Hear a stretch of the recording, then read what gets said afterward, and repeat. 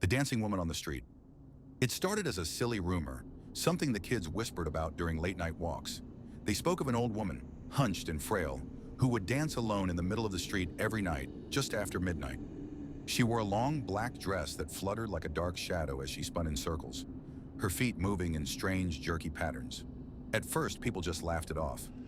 Probably just a lonely old woman, losing her mind, they would say. Maybe she's just trying to keep busy. But it didn't take long for the whispers to grow louder. Every night, without fail, she danced. The sound of her wooden cane tapping against the pavement echoed down the empty street, followed by the eerie shuffling of her feet. The strange part was, no one ever saw her stop. No one saw where she went when the dance ended. The local teenagers dared each other to watch her, but after a few nights, even they couldn't stay long. There was something wrong about the way she moved. It wasn't the graceful twirls of a dancer. It was almost like she was being pulled by strings, her body bent in unnatural angles, her arms flailing in jerky motions, and her face was always hidden beneath a hood. Then the disappearances started. It was subtle at first.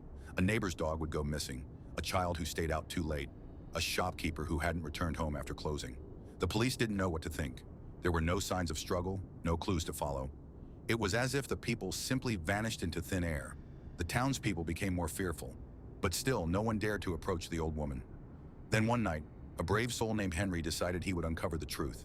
He stood across the street, hiding in the dark, watching her dance as the clock struck midnight. Her movements grew faster and more erratic. The air around her seemed to shimmer with an unnatural heat. Henry's heart raced as he realized the streetlights flickered in sync with her movements. Suddenly she stopped. The world felt still, like time itself had frozen. For a moment there was only the sound of Henry's breathing, and then a low, guttural growl echoed from the shadows, and the ground beneath her feet cracked open. Dark, twisted shapes crawled out from the cracks, ghastly forms with long claws and hollow eyes. They hissed and whispered in a language Henry couldn't understand.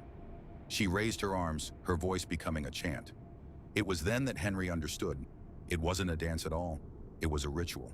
The last thing Henry saw was the shadows closing in on him, their cold, empty eyes fixed on him as he disappeared into the darkness.